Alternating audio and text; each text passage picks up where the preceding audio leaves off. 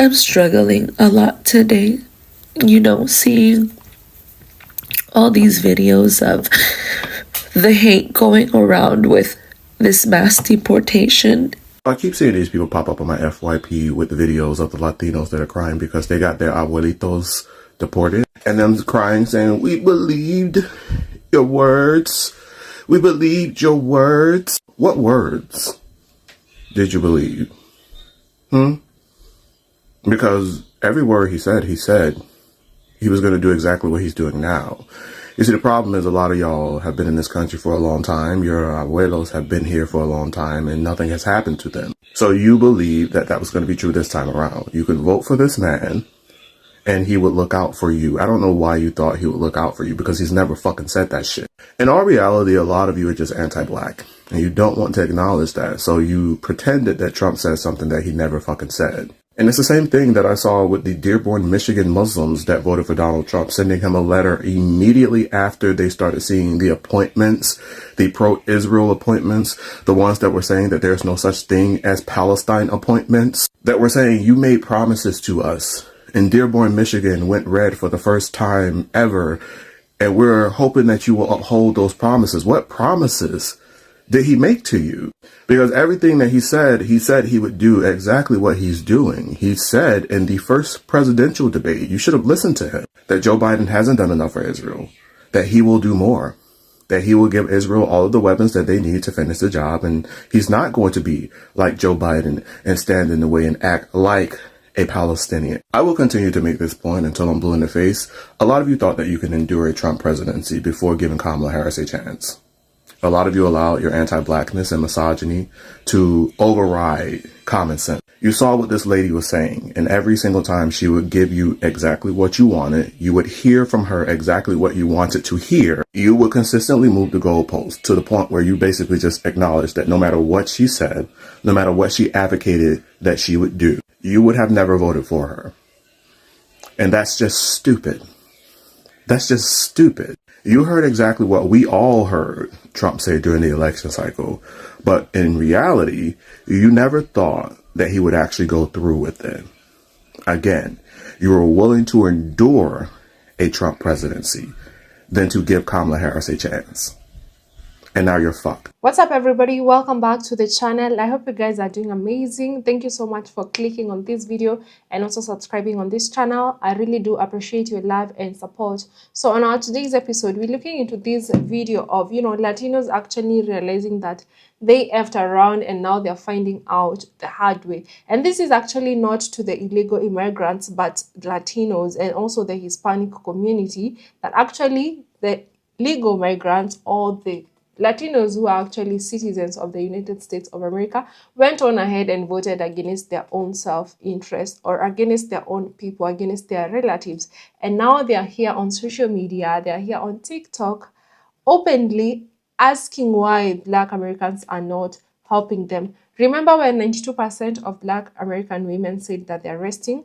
They didn't just say this for the sake of saying, but they actually meant it. So I want us to watch these videos together of this lady asking why Black Americans are not supporting them. And it's just the other day I did a video of this Mexican man who actually came online and said that his community is not alone and he does not, or his community does not need Black people to help them, but instead he has all these other countries to help them. And I was like, oh my goodness, this is crazy. But now his people, the Hispanic people, are here asking for help from the Black community with everything that's going on with the mass deportation. Mind you, or remember, these people actually voted for their people to be deported, and now they're back here asking why Black Americans are not helping them out.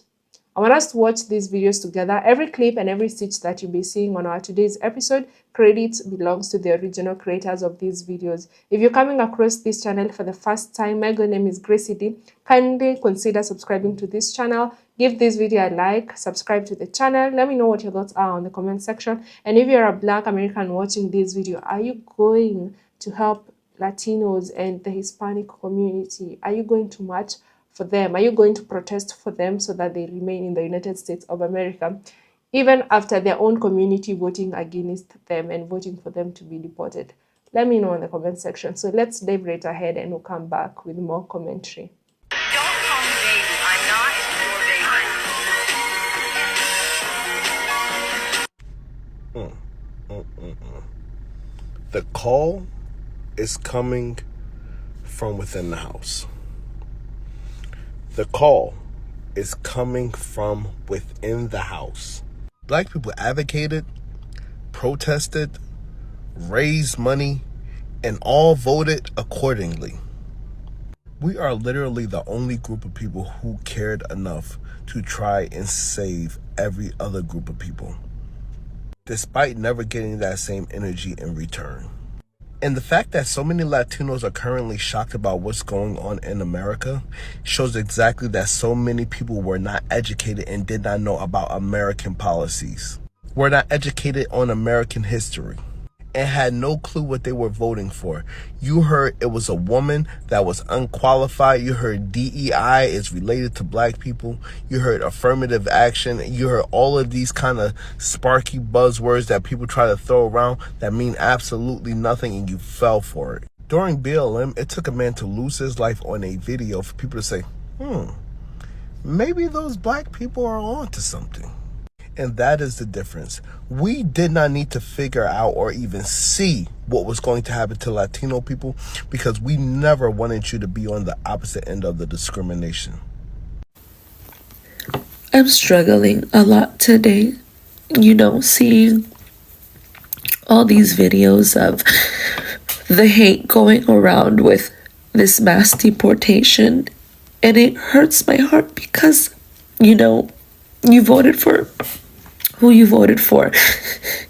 But why so much hate? How can you mock the kids that are losing their parents or the parents that are losing their kids, living in constant fear for what may happen to your friends and your family and even people that you see on social media. It hurts. It hurts. Because why is there so much hate? Why do you have to be this way? This message is for, my brothers and sisters in the Latino community. Right now is a scary time, okay?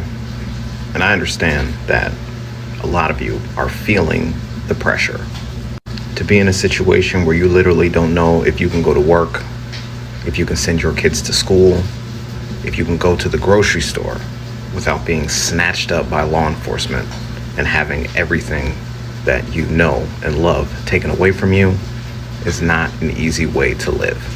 And because you're feeling that pressure, you don't really know where to turn. So instinctively, you have decided to put your frustrations onto the Black community. Now, this is not all of you. We understand that. We understand this is a small number. We understand this is probably the ones who are the most scared by what's going on right now. But the reason you are feeling like you need to be frustrated with us has everything to do with what you were taught to hate in this country. You see, the very people who are snatching you up out of these schools, these hospitals, these churches, your places of work, are also the ones who have been telling you for a long, long time that your biggest obstacle is the Black community. And the reason why a good number of you bought into it is because, wow, your community does have a very rich history here in this country. You were made to believe that if things ever went south, if things ever started to look the way they look right now, we would be the ones in trouble and you would be safe. It's funny, I saw the young lady who posted the video saying that, Latinos were there for Black people during the BLM movement, and she's wondering why we are not having your back now. But that is definitely revisionist history. And take it from somebody who was very active in those protests back in 2020. I lived in Chicago, and and we protested in just about every neighborhood in that city, even some Latino communities. And I don't want to make this a big story, but in the Latino community, we were actually jumped. We were actually assaulted by people who lived there because they did not like that we were there trying to preach the message we were preaching. But even now, I have no hard feelings because as a black man in this country, I fully understand the lie that it continues to sell our communities in order for us to stay at odds with each other. And I was always taught to fight for what is right, even if people don't appreciate it. So I don't hold any ill will towards you. I don't hold any ill will towards the people who are feeling upset with us right now. But what I will say to you, as a small piece of advice, some lessons really need to be learned the hard way. And we are still here for you. Trust me, we are still here, but some lessons need to be learned the hard way. You see, some communities need to understand. They need to understand firsthand how scary and how evil this country can be.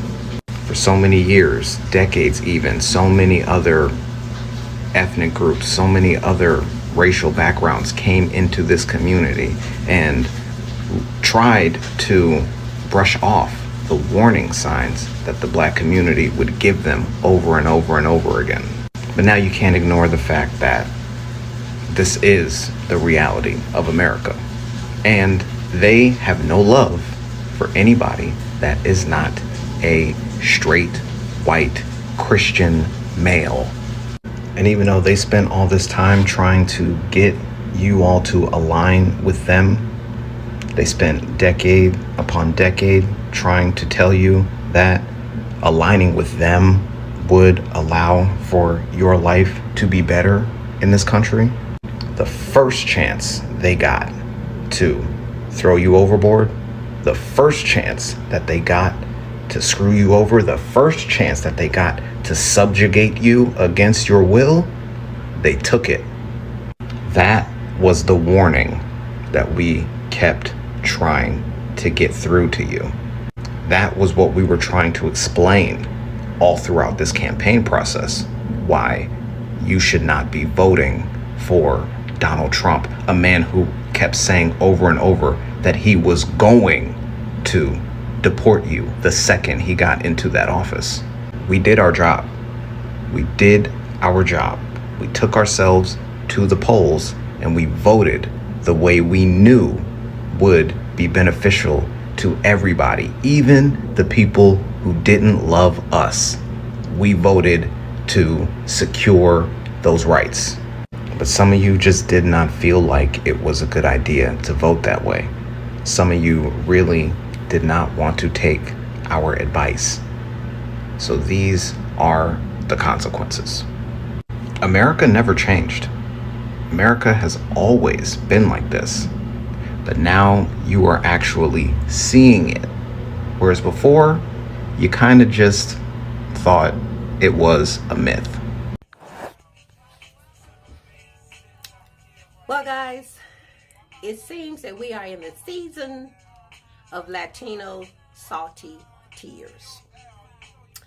Back in from my running around this morning and tuned in to some of my favorite YouTubers and came across this video of this young lady going viral. Wonder what she's talking about. Well, she starts out with, she got time. Today she got time. Which was telling me she thought she was going to come in and, you know, leave no crumbs. I said, okay, here we go. So she says she's going on and on about,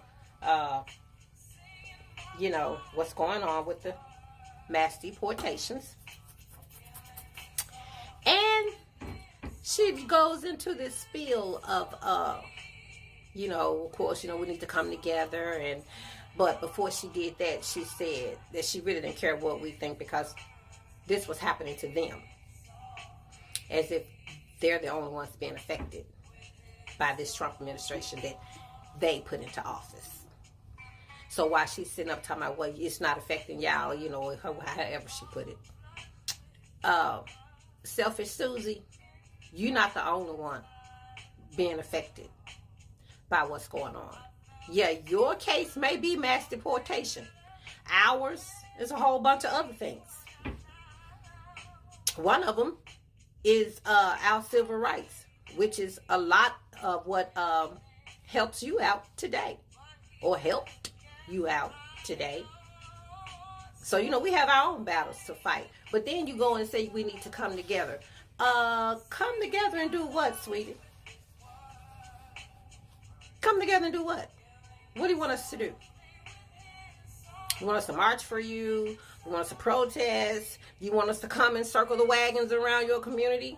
You want us to come and be lookouts? Let y'all know ICE is coming, ICE is coming. What do you want us to do? Because when we tried to help you, when we tried to say come together, when y'all weren't in a position of vulnerability, when y'all weren't in a position of victimhood, when you thought you were in a position of power, when you thought you were in a position of status, what did you say? When we all said we need to try to come together, what did you do? What did you say? All I want to know is what's different now. Oh, I'm sorry. Oh, got it. Now it's affecting you. So that makes it what, a whole new ball game? It's a whole new situation, a whole new set of what? I don't understand.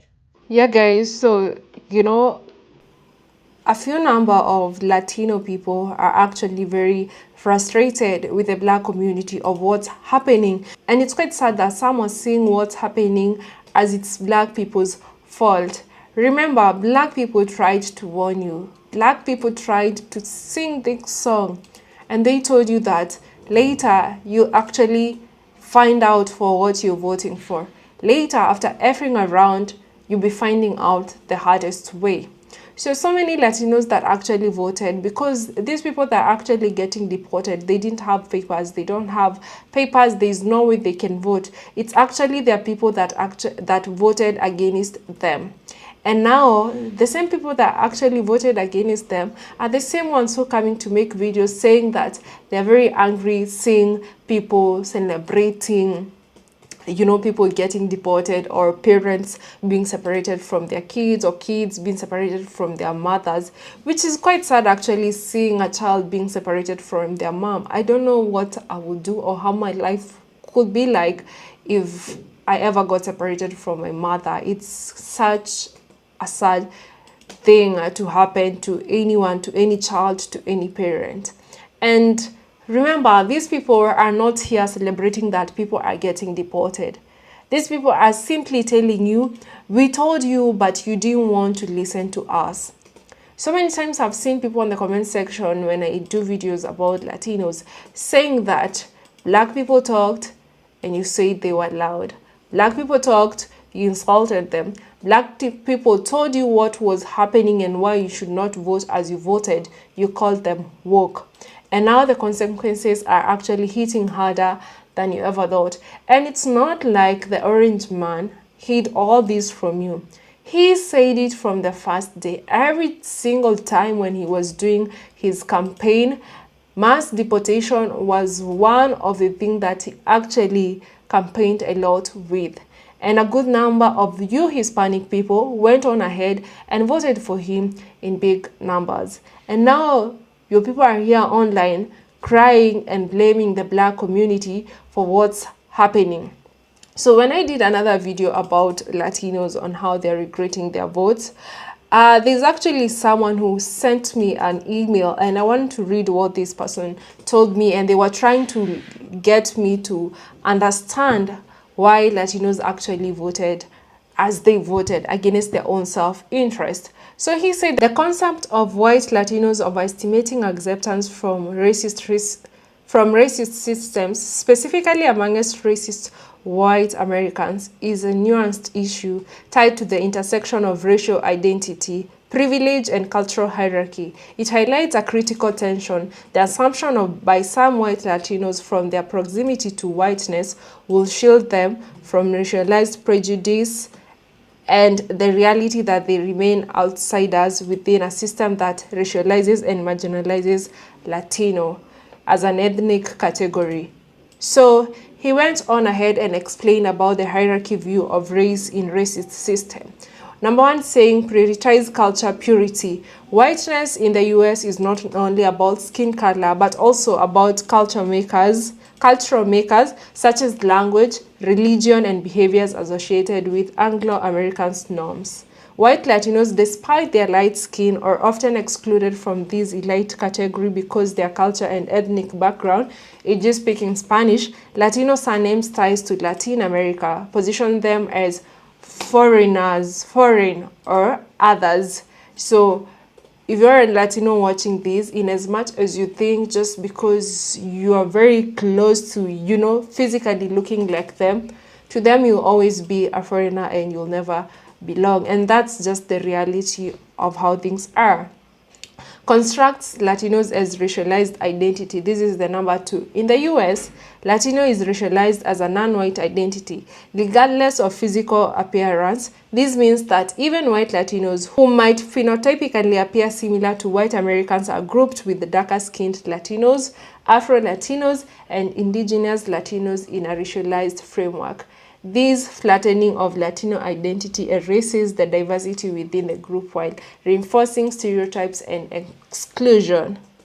So he went on ahead and explained to me why white Latinos overestimate acceptance.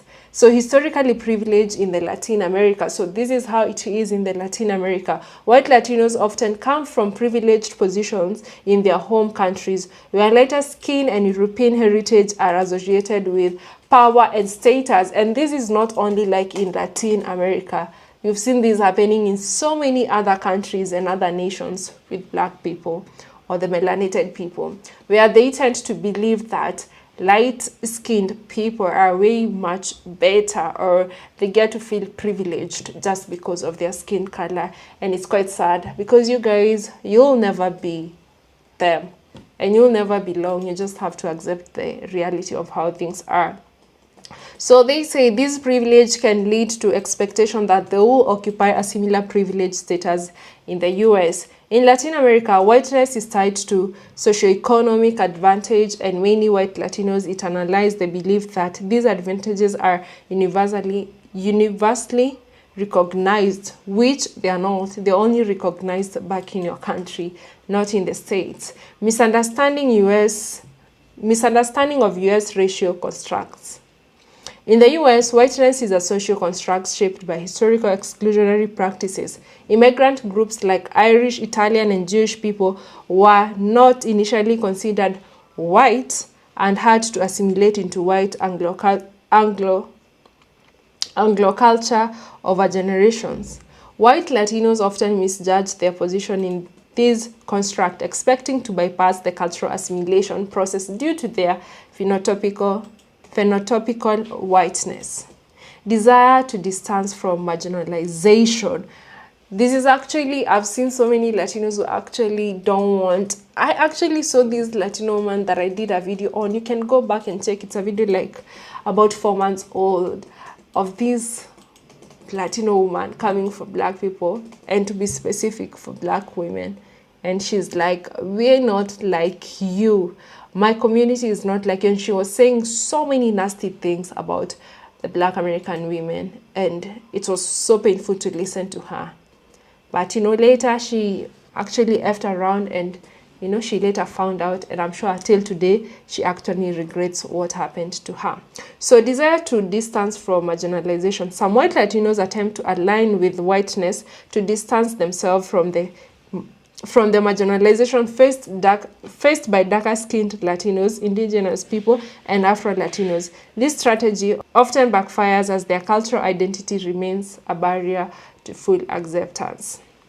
So he also taught me, or got to, and I felt like sharing this with you to learn the negative impacts on society, perpetuation of racial hierarchies, internalized racism and colorism, exclusion of Afro-Latinos and indigenous Latinos, microaggressions and hostility, harm to broader social cohesion. So how can this cycle be broken? If you're Latino watching this, education and awareness, building solidarity within Latindad,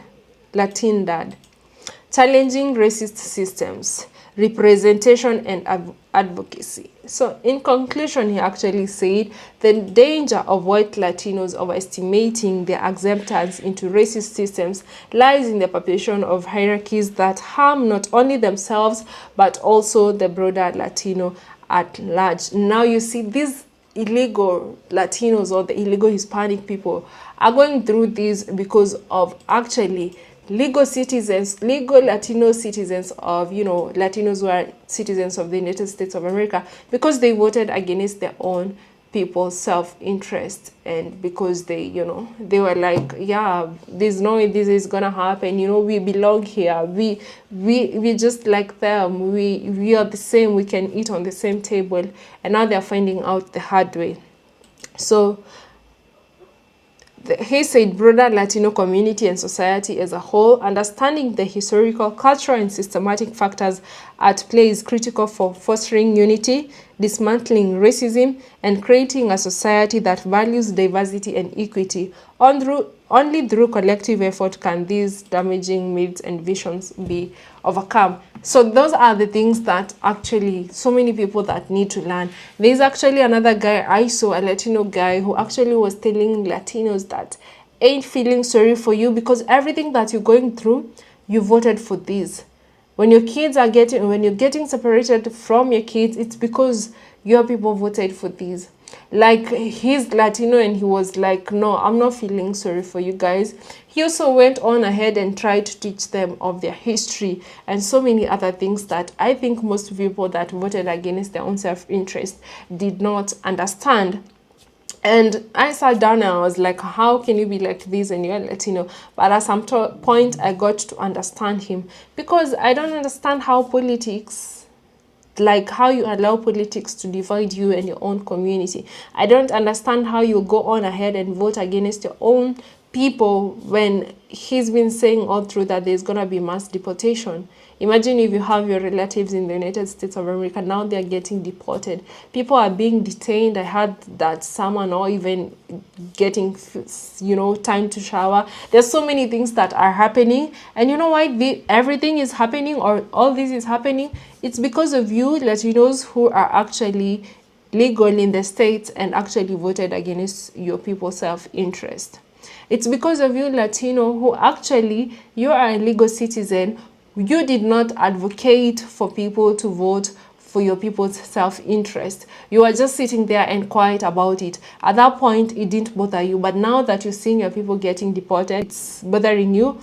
And now you want to blame all these on the black people that are simply just trying to tell people, we told you and you never listened. We told you and you insulted us.